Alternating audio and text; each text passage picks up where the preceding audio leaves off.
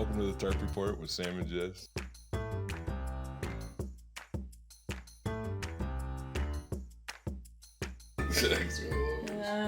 Ew, what's on here? Is that cum? What's that? Gross. Cum. Yeah, right. Nobody comes in this house.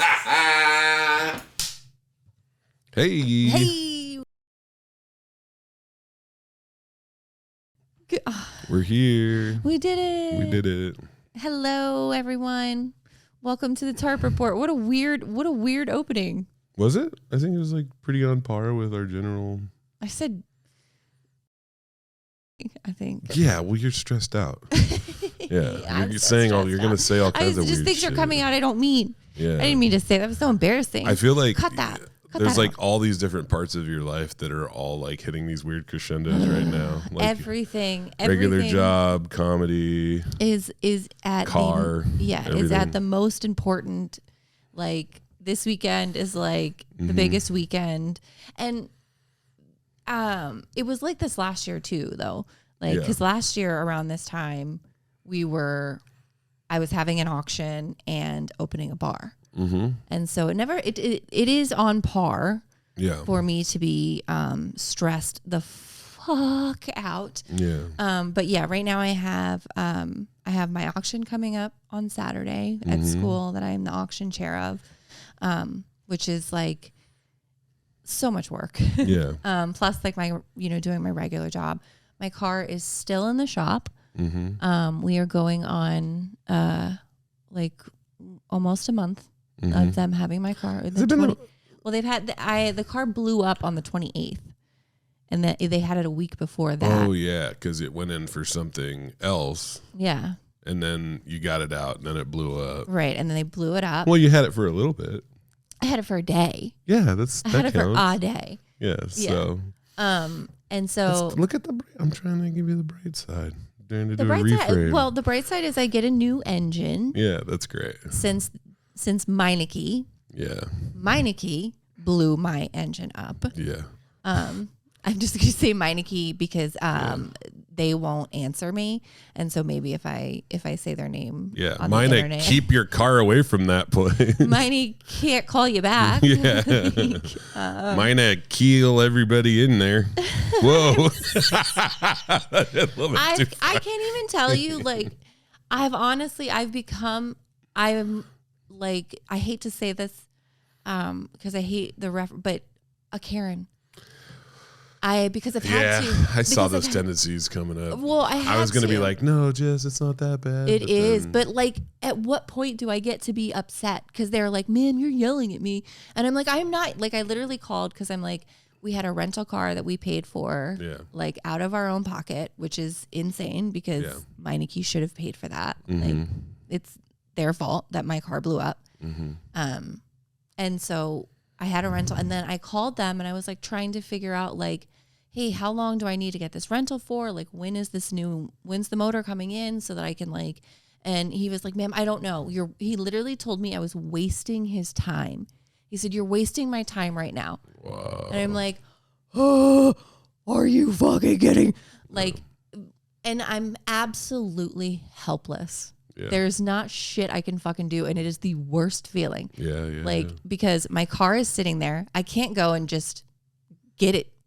Yeah. Like, it's not like there's a minor issue and I can just drive it away. I literally can't even get inside of it. Yeah. Like, the lock doesn't open because the fucking battery is dead. I can't, and like the motor is dead. And so like, but yeah. And so I can't get a hold of anyone. I've been calling corporate. I'm like leaving emails. I'm leaving voicemails every single morning. Yeah. And no one is returning my calls. Yeah. And so finally today I got a message from their GM. I got an email saying that he can't get on the phone for another 2 days. That cracks me up. Yeah. Is to send somebody an email saying they can't get on the phone. I can't get on the phone for another 2 days. What, where are you? Where the fuck are you that you have internet, but you can't get on your phone? Yeah. Get out of here. But he said, well, I don't think there's anything. They have the engine, right? They might be waiting on more parts too. No, they're not. So, okay, well, Sam, don't you? My heart is like Don't you fucking dare, because they hear me out. No. What if Meineke's the good guy and you're fucking Oh man, that's so hurtful. That's so hurtful. I mean, that honestly makes me want to cry. Really? I'm so sorry. Because I'm like, I'm so hurt by all of this. Oh my God. I'm so sad by all this. I'm sorry. No, because I literally feel like there is nothing that I can do. Know, and I work across the street, so I can. Oh yeah, it is right there. Yes, I can see there's an empty fucking bay. Yeah. And my car is sitting there. The motor is sitting behind. I have a picture of my car with the motor, and it's just fucking sitting there. Yeah. And I know that, so I get the same way about medical stuff that I do about car stuff, where I don't know. I don't either. How to fix it. Right. You know, it's like when your kid is sick, when your car is broke down, and I know it's fucking you up and you're having to get rides places. Yeah, I feel like a child. And yeah. And I'm sorry that you're going through it. It's not, I'm having to get rides places. I don't feel comfortable going to open mics. Like, I don't feel comfortable going like anywhere.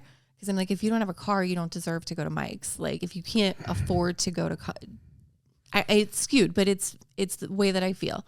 Like, I feel like I should be able to. I don't think anybody deserves mics. That's terrible.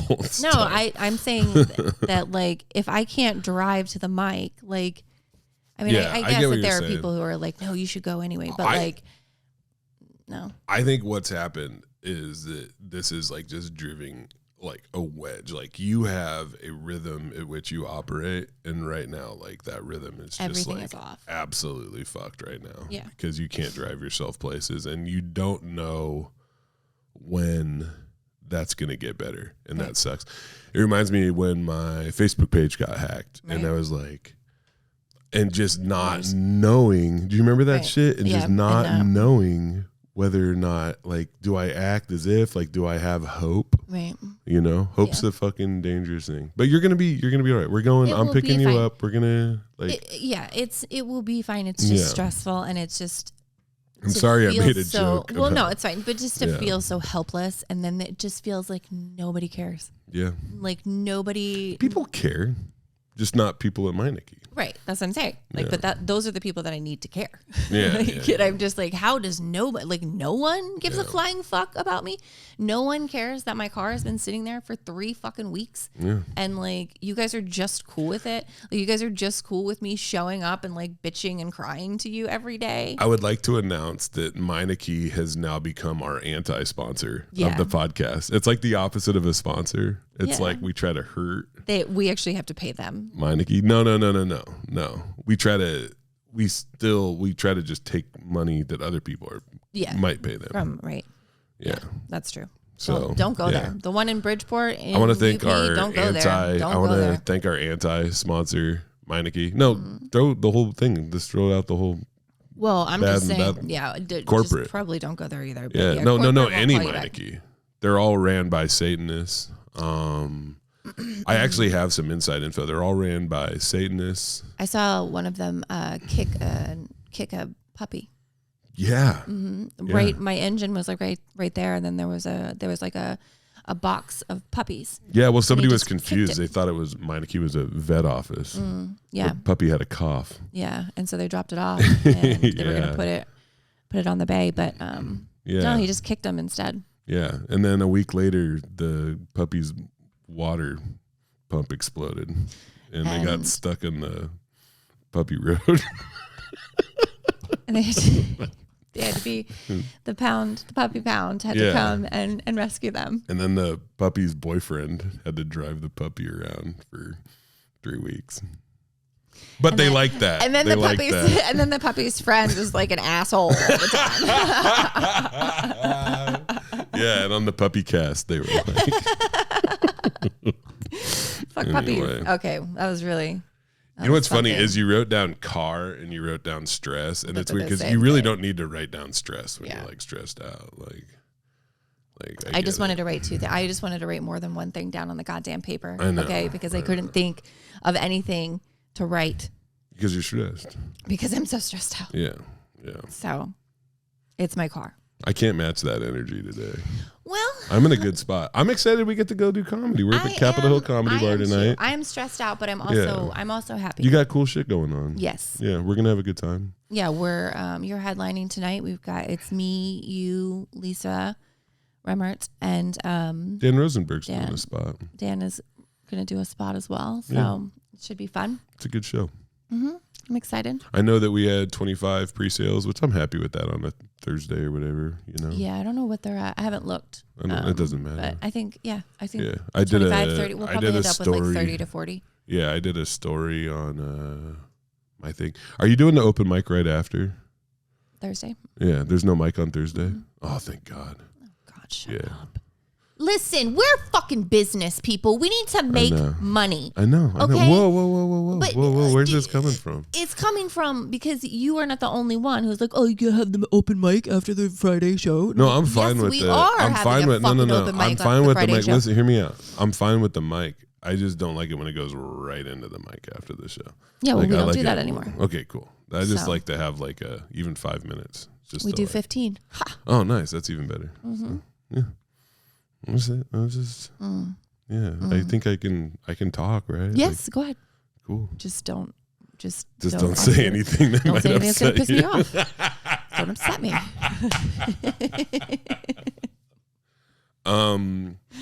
I am continuing to like escalate my being vocal about like things that are upsetting me in comedy right now. Yeah. And before I say what I'm about to say, I want to let people know that like I don't have any beef with any of these people involved in making this show. Ooh. But I feel like Kill Tony is having like this effect on comedy that's really like it's really not helping. It's making things like worse.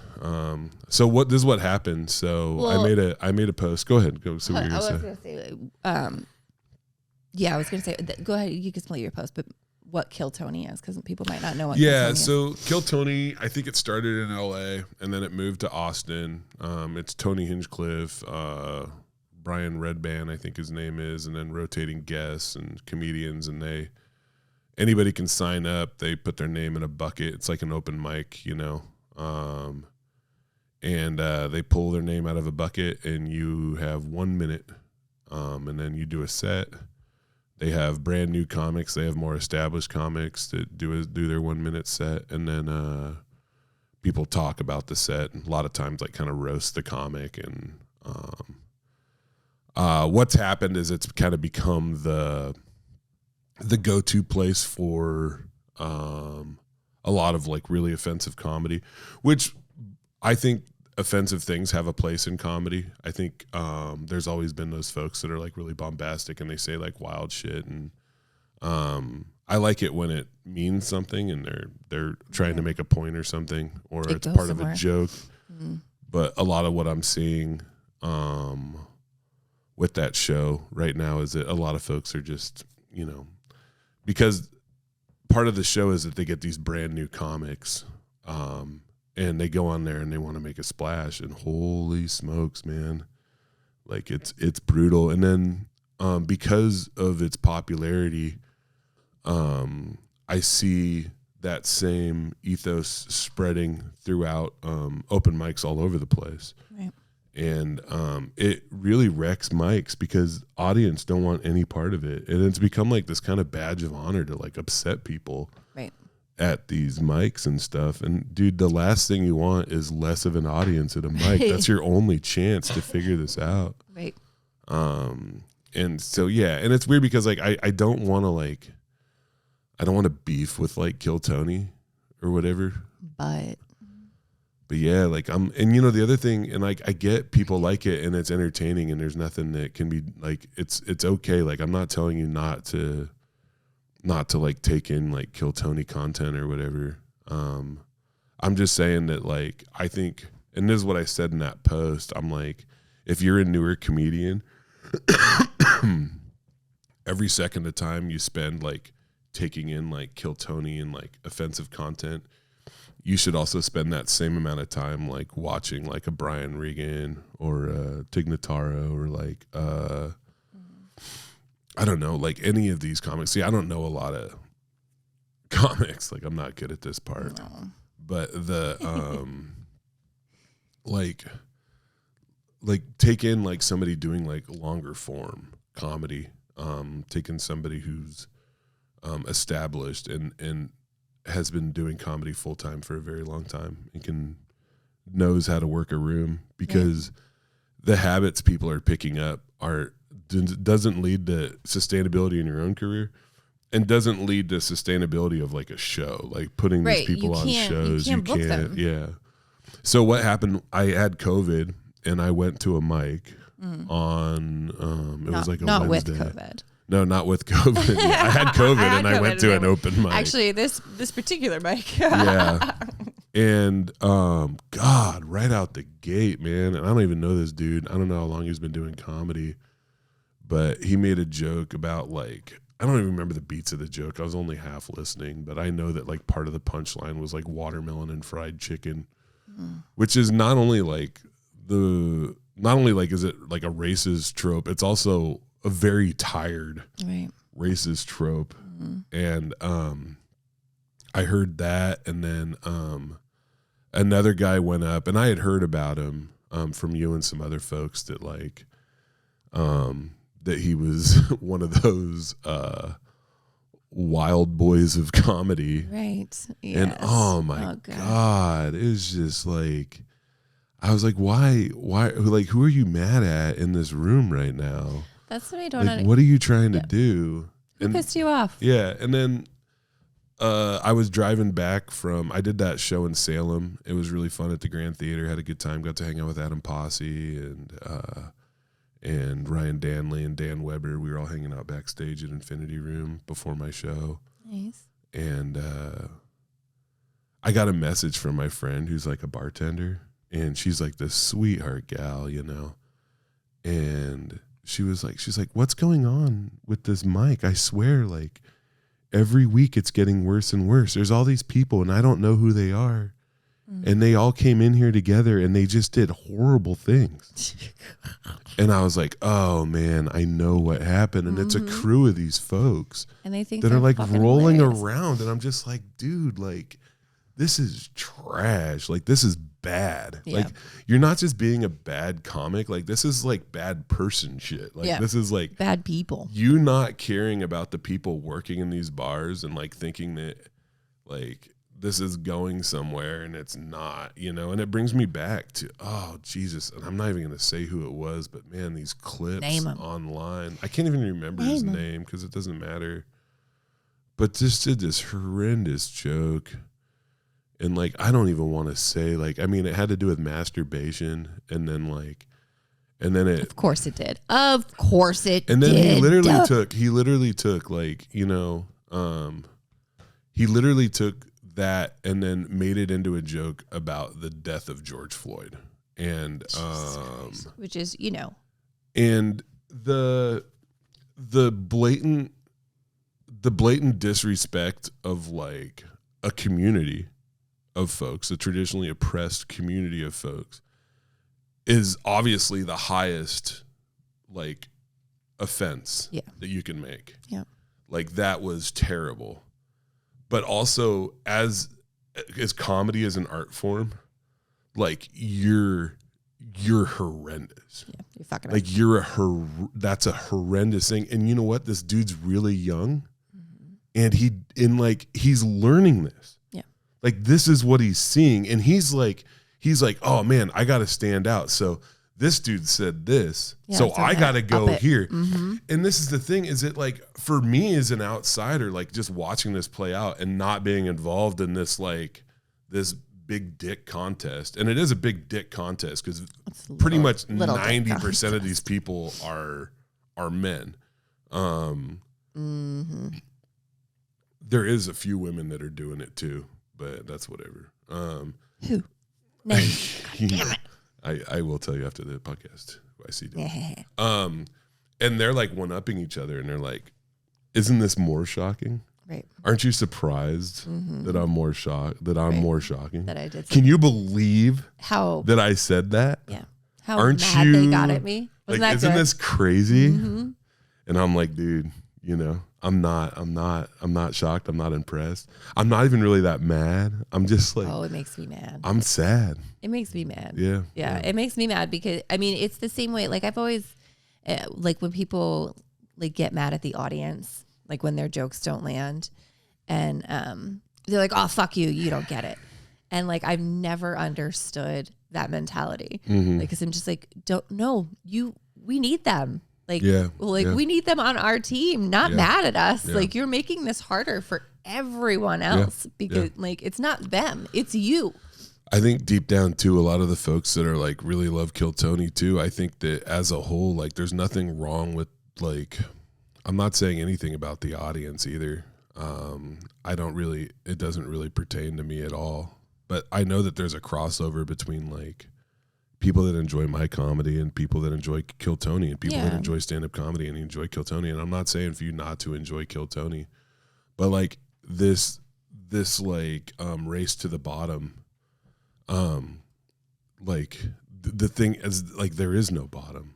It'll just go, like it'll go and go. And well, do you do that? I don't do that. Like when I go to a mic, like I'm not like, I am like, I gotta match that energy, or I gotta I gotta match that joke, or like I don't. I just want to be as funny as I can. Well, yeah, I don't try and emulate anybody or like play to anyone other than the crowd. I think I've told you. I don't know. I think I've told this story on the podcast before, but I remember when I was a newer comic, I was like probably a year and a half in. This is back when I was still working at TCC, and which is Tacoma Comedy Club. Not the college. Not the college. Not Tacoma Comedy College. I went to a mic there, and there was a comic in front of me that did like a really cruel joke about homeless folks. And like, I was like a newer comic and I wasn't used to it. And I didn't like hearing that like that. And I don't hang out with people that talk about homeless folks like that. You know, I know people get annoyed and they might be grossed out. And there's like that secondary trauma that people deal with sometimes seeing unhoused people. But like, I felt like he made this joke that I thought was like very cruel. And I was up after him. And whatever set I had in my head was gone. No more. And what I did is I think that's the first time I started doing like my Tarp stuff. And I'd riffed this joke, and I rarely do it anymore. But I was like, you know, people don't like homeless folks, you know, and they're like, oh, you don't have a home. And I'm like, motherfucker, in a way, I had more homes than you. And that's home more. Yeah, and that's what that's pretty good, Tag. Thank you. Homeless, home more. That kind of thing is what I like. The second set I ever did doing stand-up comedy, I tried to shock people, and then I decided that was like not for me. Yeah. I was like, I'm gonna do this crazy gross joke that nobody's ever heard, because I'm like, and it was my second, and it was about me learning how to masturbate. Yeah. This is going to be one of the dirtiest things that I've ever talked about on the Tarp Report, and I apologize to you right now. Oh God! But when I was like, you don't have to. No. You don't have to do this. No. This is what I talked about when I was first learning how to like masturbate. Like I didn't know how to do it right, and so I would do it like flat-handed. And I would just kind of rub my wiener up on my tummy like this. Oh, God. And then one day I was like, oh my God, this is so much better. Now my hand simulates the vaginas that I want. Wow. That was like the second thing I talked about on stage. Are you okay? Yeah, we made fine. it? Yeah, that's fine. Okay, cool. I'm fine. I trust you. You trust me. Well, you're in a safe space. Should I not talk about it? Safe. I wish that you wouldn't.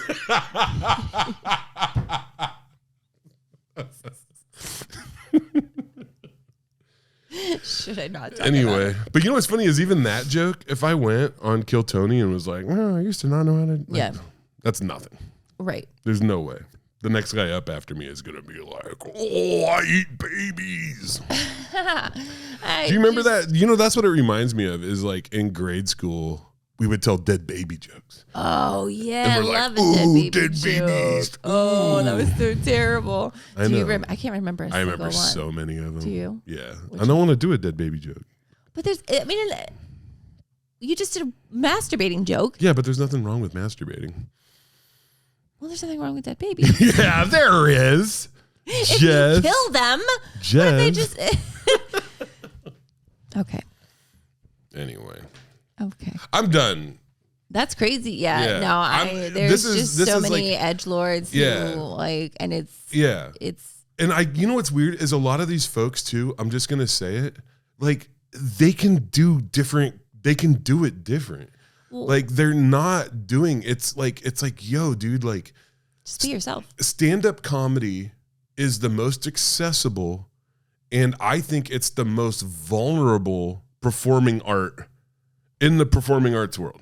Yeah. Like you're literally going up there by yourself with no props, most people. Hopefully. Yeah, hopefully. I don't know. There's nothing wrong with prop comics. Or dead babies. Yeah. That's a weird prop. I don't think you're allowed in here anymore. And you have this opportunity to like, I don't know if I was talking to you. No, I was talking to Emmett Montgomery about this. No, I was talking to Derek Sheen about this. I often get mistaken for Derek and Emmett. So easily confusable. You know, I get off on making crowds laugh. And also when I close my hand and masturbate, that also helps me get off. So funny, oh my God. We're going to have to put a warning. That was a good callback. It's funny because you weren't going to say that. And then I said, ooh. And then I saw you like transition to like. It wasn't because you oohed though. I was going there anyway. Yeah. A warning. Yeah. I don't know what I was doing. Like, what am I doing? It's like, it's not a Stop. Yeah. I'm not trying to make a genie come out. Makes semen. What if that did happen? What if like my God, one special boy? I was like, what if that did happen? I'd be like, there'd be a lot of genies. Right. No, just one, but you don't know who it is. Yeah. I'd be like, like, what's your wish? I wish there was a lady here. I wish that you would go away. I'm trying to jerk off. Can you bring my dad back from the dead? Anyway, that was edgy. There's my edge. Yeah, we found it. Hit me up. Call me now, Tony. Ready to go. He's ready to kill. Yeah. I don't know if I would even go on the show. You know that? Of course you would. You think I would? Yeah, I feel like if you were given an opportunity. You know, I turned down America's Got Talent one time. Did you? Mm-hmm. Why? Because they wanted me to balance things on my chin. Oh. I didn't want to do that. And now I feel like an idiot. I should have done it. You should have done it. Nyla, hit me up.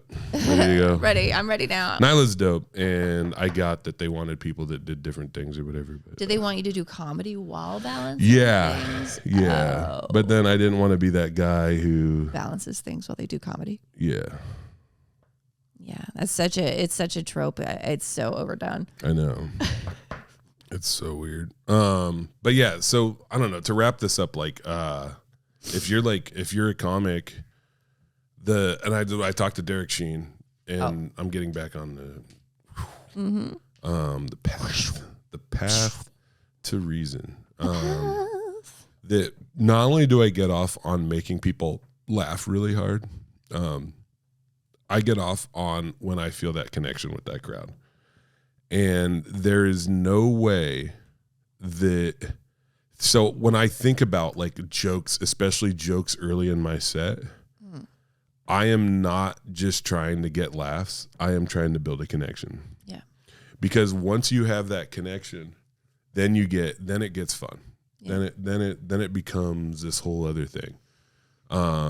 Saturday night in Salem, Oregon, with Ty, my first show after having COVID, and I was a mess. I had a hard time keeping up mentally, but right out the gate, I came out on that stage and I talked about what was going on in my life and how I was feeling and how grateful I was to be there. I did a couple really old jokes that I can do just out of muscle memory, got some big laughs, and then man, I had one of the funnest sets I've had in so long. Yeah. And a lot of it I was just making up on the spot because I feel so comfortable, you know, because I'm comfortable. Yeah. That's what I got to get. Yeah. Mm-hmm. Like doing like shocking, edgy comedy or whatever. It's like masturbating with your hand flat. Mm-hmm. Whereas the way I do it with vulnerability, close it. Yeah. Gross. Yeah. Masturbating.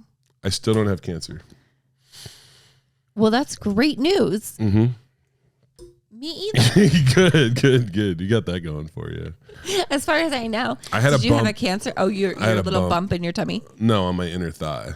Oh, you had another bump. Yeah. No, I got lots of bumps. Oh, shit. There's all kinds of shit going on. But yeah, there was a bump on my inner thigh. And yeah, it sucked. What? Did you have to get like a biopsy? No. Or just they just no, checked it's it, nothing. like, they just looked at it. They were like not cancer. Yeah, it wasn't cancer. It's like it's like a fatty deposit or something. It's just nothing. There's no discoloration and no pain or whatever. So yeah, it's it's not even that big. It's like the size of like 2 gummy bears, but it's like deeper. Oh. Yeah. Gross. Thanks. Well, I'm sorry. I was thinking about I was thinking about pushing on it. Oh, it doesn't feel like gummy bears. It feels like warm gummy bears. Like you ever let gummy bears sit on your dashboard and they get real soft? Yeah. Yeah. But how did you find it? But but it's like you said, it's like deep. But how did you? It's not that deep. I mean, you can see it kind of, okay. but like it just, it's just a thing, you know. Not that big of a deal.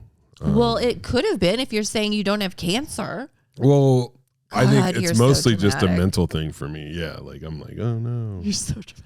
I know. I'm a baby. I'm scared of doctors and shit. I'm scared of the dentist. I'm scared of all that shit. Yeah. It scares the shit out of me. Well, when you have rogue fucking balls of who knows what rolling around in your body, that's terrifying. A joke. I said I look like a Dr. Seuss illustration, like with all like the weird it's like a bazinga tree, you know, whatever that is. Because I have like, I'm getting like, I have like more skin tags than I used to. Like there's this one right there. You see it on my eye right there. No, that's the only one you can see. And then I have on my armpits. I get them. They're like little. Those aren't things. Those aren't cancerous, right? No. They're just skin tags. Yeah. There was one on my back that they took out a while ago. Really? Like 3 years ago. Yeah. Did you keep it? No. I don't even know what it looked like. You didn't? Oh yeah, because you can't see it. I would have asked. No, my wife said something about it because it did look weird. Really? Yeah, and then they're also worried. So where I burnt my arm, do you remember that story? That right there, they were worried about that. Well, it's because of that cup of coffee. Yeah. It's so hot, it burnt me. I don't know if you guys, I know the YouTube people can see it, but other folks, there's this giant scar on my arm, which is one of the dumbest things I've ever decided to do. I told you that story about. So I really wanted to stop drinking. I think I was like, it's probably 6 years before I actually stopped drinking, because I was dating this girl named Jennifer, who very nice lady. I talk to her a lot. She lives in Tennessee now. Hello, Jennifer. She went to Capitol High School, and her dad hated me. I don't know why. Hello, Jennifer's dad. Yeah, I don't know why. In Capitol High School. But I really wanted to stop drinking. I kept going to jail, and I'd be in jail and I'd be like, Sam, don't drink. And then every time you drink, bad stuff happens. And then I'd get out of jail early because the jail was too crowded. And I'd be like, party I should party. I need to celebrate. I'm getting out of jail. Yeah. And but one time I was like, I got really drunk and I almost got arrested, and I was scared, and I was at my mom's house. She was on vacation, I think, at the time, and I was like, I need to remember to not drink. Oh, did I tell you this story? No. I got I have a feeling. So what I did, I was like, if I hurt myself while thinking about not drinking, it'll like cement it into my mind. Right. Right. So I got a butter knife and I heated it up on the stove till it was like glowing red hot. And then I was like stop drinking. And then I got the butter knife just on my arm, and I like left it there, and it hurt so bad. It was such a weird pain because it shot down my arm. What is wrong? And like I just gave myself, like, it was like, seriously, like, I mean, you can see it. It's like I burnt the shit out of myself, and then I heated it up again and did it because I made like an X. It was supposed to be an X to remember not to do that. I did them on my fingers too, but you can barely see them anymore. Were you drinking at the time? Yeah, you can see that one a little bit. You can see that little thing. I was probably stoned. Like you got like you smoked marijuana and then burnt yourself? Yeah, I got really heady sometimes. I'd be like, whoa, I got an idea. I've never been that stoned. Well, I was just crazy. I need to know who you were getting a pot from.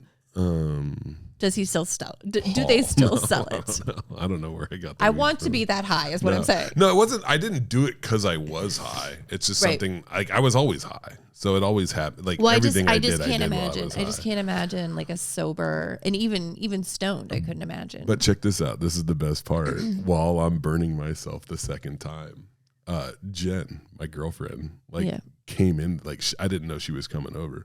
All of a sudden, she's in my house, in my kitchen. I am burning myself, right? And the look of like shock and dismay on her face. And I think she was already like, I don't think there's a future here. This might not be working. She was like, Sam, what are you doing? And I was like, I'm trying to stop drinking. Oh my God. She was probably terrified. Yeah, totally. Poor thing. Sorry, but it bothered me when you said girlfriend, because I was like, no, you have a wife, and her name is Brittany. So oh yeah. It was your ex-girlfriend. Yeah, I don't have any. I've never cheated on Brittany. I don't think. No, that's not what I mean. No, I was thinking about that. Saying. I was thinking about that the other day. Like I've never even. Of course, you didn't close. Cheat on Brittany. She's fucking fantastic. I know, she's the best. She would cheat on you, probably. She got a new short haircut. I really like it. I don't think she likes it when I talk about her on the podcast like this. But oh, really? Yeah, I've always I've never tried it because I love like really short hair on girls, like pixie cuts, like even more than that. And it's because of Sigourney Weaver in Aliens. Oh yeah. Like, oh my God, like a short haircut and a wife beater. And fighting an alien, I am in. You know, I'm in 100%. I know. I can't if I see a cute like short hair, I'm like I have to just be like nope.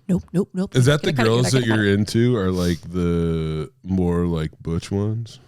No. You like girly girls? Mm-hmm. Oh, okay. Oh well, I like both. Okay. I like both. I think they're both so great. It's more like a vibe. I like it when your ex comes to shows. She's cool.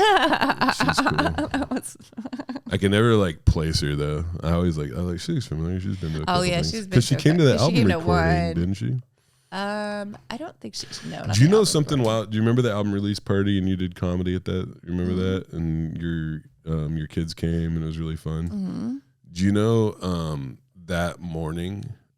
I was lifting records into my car and I thought I gave myself a hernia and I was like, I'll take care of it tomorrow, but it never like started hurting. Yeah. But it wasn't a hernia. That was that when I tore a muscle in my abdomen. Yeah. Lifting records into a car. Yeah. I remember I touched it on the podcast. Yeah. It's still there. Sometimes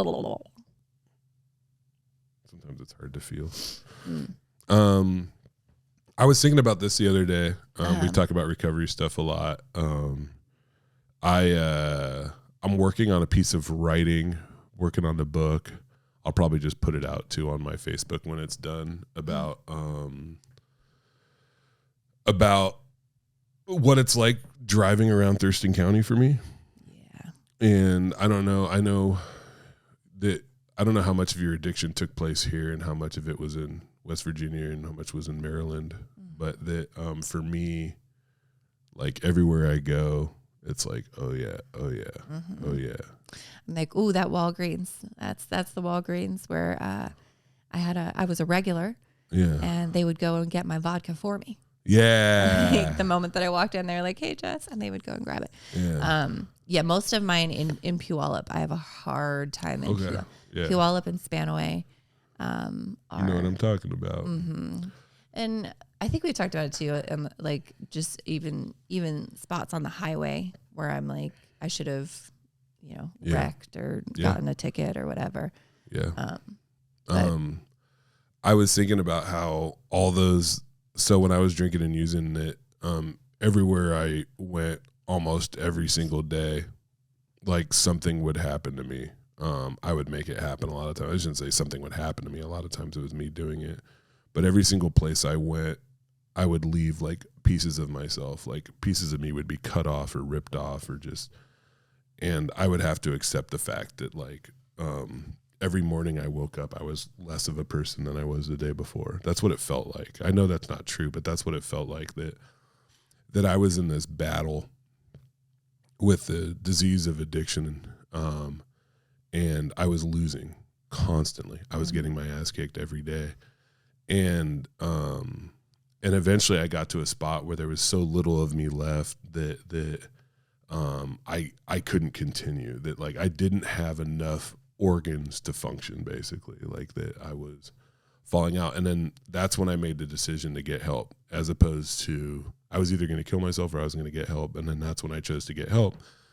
And what was wild is that in recovery, and what my life is like now, is that a lot of times like I'm getting those pieces back is what it feels like. So when I get messages from like fans that are like, "Hey, like you're really helping. Like I'm going through some hard stuff. You're really helping." It makes me feel like, oh, there's that, like, it's like there's like a little piece of my elbow. Yeah. Or like when somebody's like,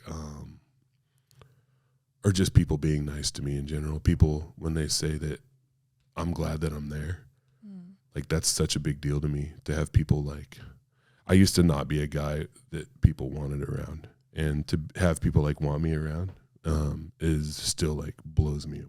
Yeah. To have people like even you, like just letting me into your house and I drink your coffee. Yeah. You got here early. I love that. Yeah. I love that. Like you came in and that like you can go. You don't give a shit. No, like your family and like whatever. You can poop here. I'm writing about that, and the book's going really well, and it's being edited, and I think people are really gonna like it. It is a compilation of stuff that I've already put out, basically. Yeah. But nobody's ever seen it all in one place, and I'm happy with it. So it's exciting. It is exciting. I know what you mean though about it having those places that just haunt you and trying to make new memories. It's so strange. Do you know what I mean when it's so like nothing's been more psychedelic than not getting high. Right. Like for a long period of time. Like nothing has ever made me feel stranger than what I'm doing right now. Right. Even right now, looking out your window as we're recording this podcast and watching like the trees move in the wind, and it's like I can feel it on my skin even though I'm not out there, and it just blows me away that the amount of freedom that I have, and I'm still learning. It's like, oh, I could do this. Right. Or I could do that. But the relation of time and space, I know this is going to sound really trippy, but in my addiction, I didn't just, it's not just when I drive past these places, I was like, oh, I got arrested there. Yeah. That's not just a place in space. That's a place in time. You know what I mean? And as I move forward, I'm learning how they relate to each other, and that a lot of times when I'm driving around, depending on what mood I'm in, I'm essentially like time traveling. Yeah. It's so strange. Do you know what I'm talking about? Like it feels. Yeah. I mean, you're there. Like, you mean like in the bad spot? Sometimes. But I don't know. It's weird because it's not always bad. I'm glad you said that. No. No, it was bad, but now it's not. Right. Like that is the strangest thing of all, is that one of the reasons that my life feels as good as it does now was because of how bad it was, and where I'm at right now is so much better because where I was at before. And sometimes where I'm at feels better about who I was. You know what I mean? Like the shit mixes around. And sometimes how I feel right now is better because of, you know what I mean? Like, well, you feel safe. It's all I do feel safe, and it rules. Yeah. And that it's not all gonna just fall apart. Yeah. And that's what I think like, if you're trying to get sober and you're like, I am not in a place where I can do it, or now is not the right time to do it. That I would argue with you and say that none of us really know where we at or what time it is. And as you move through time and through space, the person that you could be coming up, like, if you can find a strategy to think about that person, it might help, to say, hey, like, this is who I want to be. And for that to happen, I have to, like, God, because it just hurts so bad. Like, early sobriety, like, sucks, man. It does. I wrote the darkest joke the other day.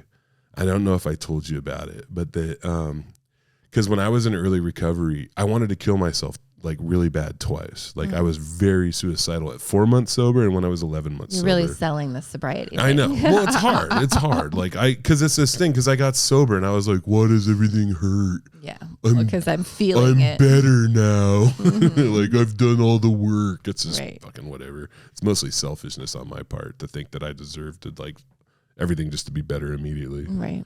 But at 4 months and 11 months sober, like I wanted to kill myself. And I remember I said it at a meeting one time. I was 4 months sober, and people were really supportive and people understood. It was really dope because a lot of people feel like that, but they don't talk about it that much. Like, and I know people that have killed themselves in recovery. Like it happens a lot, yeah, because being sober sucks. It can. Yeah, it can. Just kidding. But somebody said, they were like, you should never kill yourself in early sobriety because you don't know yourself yet. You don't know what you're getting. It would be like killing a stranger. And I'm like, strangers are the easiest people to kill. Those are the ones that I want. Yeah. I don't want to kill a good friend. I'd feel terrible. I don't want to kill strangers either, but yeah. You know what I mean? But if I had to. It was bad. Everybody sees me start messing with my phone, and that means it's getting time. It's getting time. But before we go, we have. I'm so glad I started doing this again. Sometimes it's hard, and I know sometimes they suck, but I don't think they ever suck. I think they're always fantastic. You are so full of shit. Every single one of them. All right, I wrote jokes. You ready? Hand them over. Feeling good? These are good ones, so you really focus. Okay. Dun, dun, dun, dun, dun, dun. Welcome to. Wait. Oh, see, I gotta fix. Oh, I found a typo.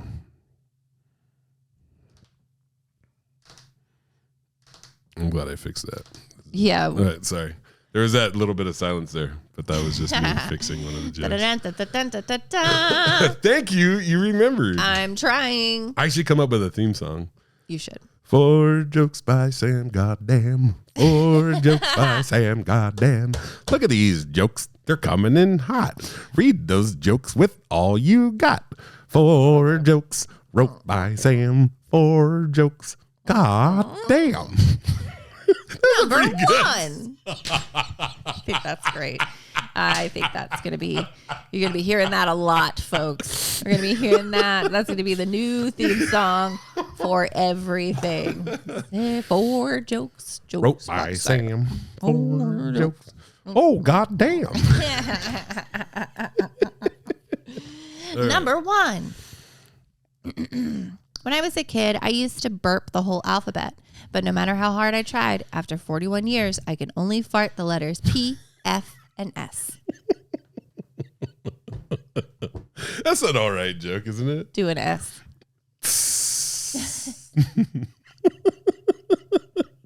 You know what I'm talking about. Do a P. And then and then it's combinations of those. I get like